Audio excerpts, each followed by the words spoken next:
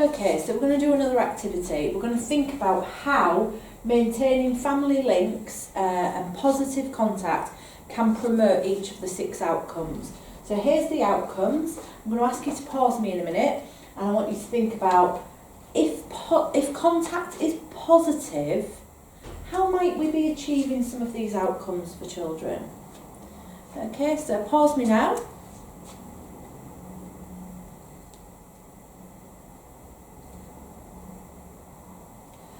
Okay, so under Be Healthy, I'm going to share with you some of the ideas we usually get in the training room. So under Be Healthy, what you'll find is that if contact is positive and children are having good positive interactions with their family, then emotional well-being and positive mental health are more likely to be promoted.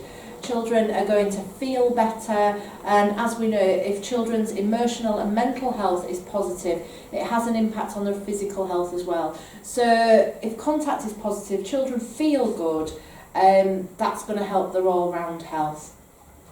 Staying safe, so for some children, by seeing their family and knowing that they have regular arrangements to see or communicate with their family can prevent some of our children from running away. Because quite often when children run away, they are running to their family to see their family. So if they've got arrangements that they know are upheld and promoted, then we can help keep children safe in that way. Children feel safe knowing that their family is safe, so to see them, especially in younger children. So for younger children who are very much, if I can't see someone, I don't know that they really exist anymore. So to see this person and to keep seeing and to keep reinforcing this person's still there, they still care about you, then that can help children to feel safe. And also just being with those people that they've always known and they're familiar people can help children to feel safe and secure as well. Enjoy. If contact is positive, children can have a really enjoyable time with their parents. And for some parents, enjoying their children and creating opportunities to have fun together might not have been there previously because they've been so bogged down with their lives and their own issues. To have dedicated time to spend with their children where they can play together, interact with each other, and there are no other stresses there, can be really, really beneficial to our children and can really help our children. It might be the first time they've ever had that chance to enjoy their parents and feel that their parents are enjoying them. Underachieve, so that some of the ideas a lot of people come up with is that children can take homework to contact, can talk to their parents about their achievements in contact. Again, parents who might never have had the opportunity to talk to their children about how's your day gone in school for whatever reason, they can now have those discussions. Again, if our mental health is positive, our emotional health, if we're feeling good, then we're going to perform better in school and be able to manage better in school. And again, if we've got younger children learn through exploring. Here's a little boy here. I'm going to be better able to explore if I'm feeling better in myself and feeling safer. So they all kind of lead into each other. The enjoyment feeds the health feeds the enjoyment, the health feeds the achievement, and backwards and forwards. Making a positive contribution then. So where contact is positive, again, it comes back to that emotional well-being. If I've got positive mental health, if my emotional well-being is being promoted, I'm going to be better able to soak up those messages that are being given to me and to get an understanding of community. It will help promote my identity by seeing my family, those family links, but also those community links, those links to my identity, will really help me in that way. Also, sometimes parents can give children positive messages as well. You know, if they're working well with social workers, don't forget we're talking here about positive contact. If parents are working well with social workers, it might be that we've all had a discussion around, oh, this has happened recently, your son's been in trouble with the police, your daughter's been in trouble at school, and we might all sit in contact together to talk to the child about it, and the child's getting those positive messages from everywhere. Also, with achieve economic well-being, we can look at those things as well in contact, and parents can help to promote that. Sometimes what we find in contact is, particularly around these two things, is parents will say to children, you don't want to end up like me. Here's the mistakes I made. And with support, parents can give children positive messages around, yes, you're in care, but what I did wasn't okay. And this is what I want for you. And I've known parents to give those messages, and it's really powerful, and really children really take that on board.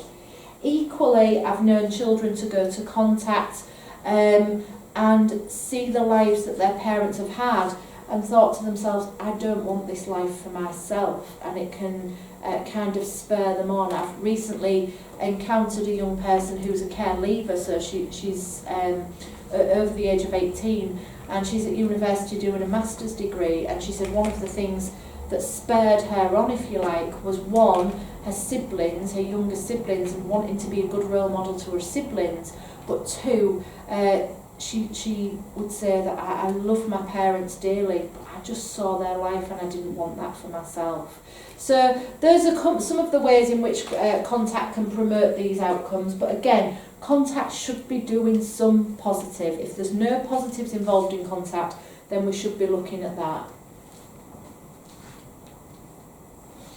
So you may have heard me mention supervised contact. So what is supervised contact and why does it happen? Supervised contact takes place when there may be concerns about leaving children with parents on their own. Now, the concerns may be that the child's at risk of harm. The concerns may be that parents are saying things to children that they shouldn't be. The concerns may be around parents' capacity to care for children. Sometimes we'll get parents that might whisper to children, things like, if you say this, you can come home, your foster carers don't love you, your foster carers, your social workers, this, that and the other. So where those concerns exist, then we might need to supervise the contact and put somebody there to supervise it. Then it may be that we need to observe the child with their family members. So certainly for court proceedings, things like that, it might be that a social worker needs to make observations of interactions. And if there's a likelihood that participants are going to be difficult. So it could be, this could relate to parents, and it could be that parents' behaviour is going to be difficult and can't be managed without supervision. But also sometimes children's behaviour for parents might not be manageable, and parents might not feel they can manage the contact without supervision. So contact can be supervised. Those are the reasons generally that it should. If there are no risks and there are no concerns and contact is being supervised, then that's something that really should be reviewed for children. Different types of contact then. The most common is face-to-face, so children actually seeing the people in whatever location that is, but coming into contact with them. Telephone contact, so children, some children, you might get a child in your care and it's been agreed that they can just ring whenever they want. For some children there will be agreed times. Some children there will be agreed times, and social worker might request that they're on loudspeaker so you can listen to that conversation. Just be aware a lot of our children have mobile phones and it can be very hard to monitor sometimes how often they are ringing. Emails, letters, I'm not sure anyone writes letters anymore in this day and age, but sometimes littlies like to write letters, and certainly if there's no kind of restrictions around writing letters, if children write letters or draw pictures, you as the foster carer try and get that to the parents as soon as possible. And photos, we can exchange photos, take photos for family please, it's really nice for them.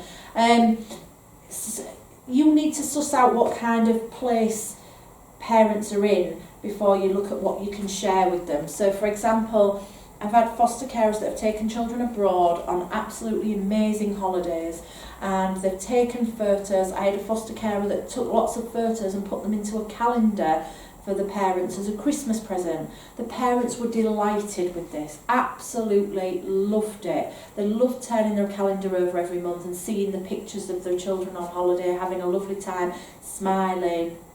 For some parents, they can't handle that, and they may take the opinion of, why are you rubbing our noses in it, that you can do things for these children that we can't. So just kind of suss out what sort of relationship you've got with your children and their parents before you look at what we should be sharing with them and how kind of lavish. That's not to say if you take children on holiday you're not going to tell parents, but certainly the kind of enthusiasm and content that you share might be too much. But equally, children could share that as well, and often do when they're old enough. And I've just put there, what about family members who are in prison? So sometimes I've known in the past a family member to become incarcerated and contact has just stopped. That's really difficult for the child. Children can have contact in prison. It's not for me to say here whether that is or isn't appropriate in any given circumstance, but if it's deemed not to be appropriate for a child to go into prison for contact, then we can think about other things that can be done, letters, photos, that kind of thing. We run a course here within our training diary called Hidden Sentence Training.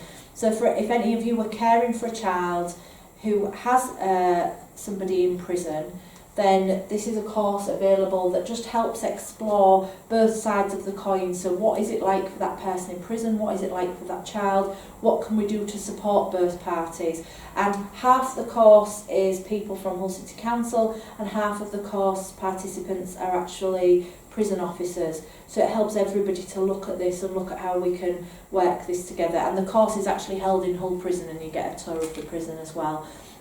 So a really good course if you do end up with children who have family members in prison. And what should be on there as well is pets and friends. We need to think about children. I had a young man once who came into care and was asking to see his lizard. So we had to make provisions for him to see his lizard. Children certainly who've spent a lot of time with their animals at home because the animals make them feel safe, they will miss those animals. I had a foster carer who took a child into her care who was completely frozen. She was 3 years old, she gave nothing, no speech, no look, nothing. And she'd been spent a lot of her time locked in a room with lots of cats. After a while, the foster carer got a kitten, and this kitten was so therapeutic for this little girl, and eventually this little girl started talking and opening up, and now, years and years down the line, she's so happy and flourishing in her adoptive placement. But that contact with a cat was what helped her. I'm not saying that all foster carers need to go out, and if you've got a child who's lived with a lizard, you need to go and buy a lizard. Please don't do that unless you want to. That's not what we're saying. It's just about thinking about that familiarity, and it's not just people that children might miss. And like I said, think about friends as well. Children might have friends that they've left behind that they need to see or need to have contact with. So who's involved in contact? The child, obviously. Parents, foster carers. You should be involved. Although you can't make decisions as a foster carer, you should be involved in those decisions. You should be giving your input. You should be saying, this is what I'm seeing, this is what I'm hearing, this is what I feel is best. And you're involved, although you're not involved in decisions, you're very much involved in the contact. Social worker, relatives, friends, contact officer. And like I said, let's have a think about pets as well. Oh, sorry, it is there. It does say pets on there. So I'm going to talk to you about the contact agreement meeting. So any child who has contact arrangements in place should have had a contact agreement meeting. No contact should be there without a contact agreement meeting. Now, children who are placed in foster care will have what's called a planning meeting, and generally in that planning meeting, contact is discussed as part of the planning meeting as opposed to a separate meeting. But certainly contact should be discussed, and we should be looking at all of these things. So you've got your slides in front of you, because this might be a bit small for you to read on my screen. So who should be at the meeting? Anyone who's involved in the contact, so anybody who's attending or involved in discussions and decisions should be involved in this meeting. We need to be discussing times and frequency. So when does it take place and how often? Where is it taking place? How long do we wait if parents don't attend? So if you're supervising or you're doing the transport and you're meeting parents, I don't know, in a park, and the contact is at 10 o'clock, how long do they have to get there before you're able to go? Because otherwise you could wait there forever, or you could turn up at 10 and 5 past, oh, they're not here, I'm off, and they got there at 10 past. So we need to be clear on how long we can wait. Transporting, who's doing the transport? Might sound quite simple, but I've had a situation in the past where a contact officer was at the contact centre with the parents waiting for the foster carer, and the foster carer was at home with the child waiting for the contact officer to collect the child, and nobody had actually discussed who was transporting the child. Financial arrangements for parents, so if contact is activity based and parents maybe can't afford the activity, those things need to be discussed.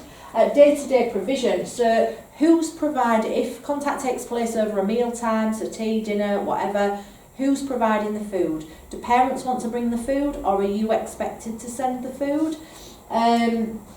Nappies, things like that, so who's providing everything?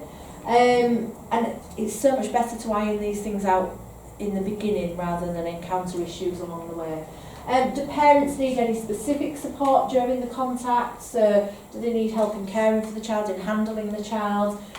We need to think about, so it says here, what to do if issues arise.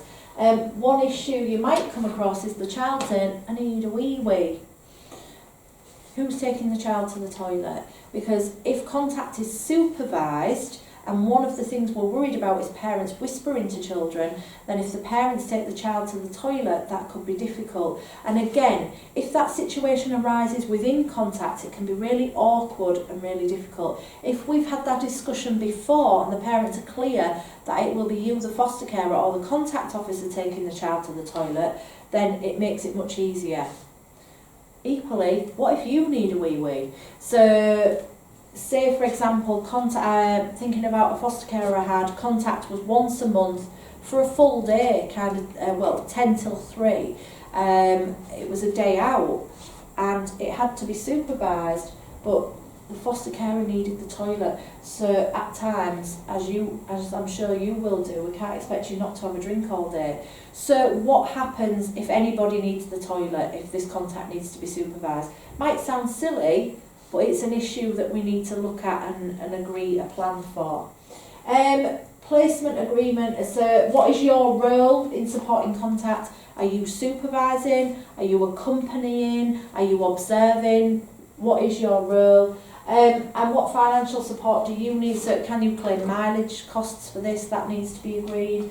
And if you are supervising the contact as a foster carer, what are you expected to record? And what observations are you being asked to undertake? So the social worker needs to be very clear. If this is supervised contact and you are the supervisor as a foster carer, which you might have to be, what are the expectations on you?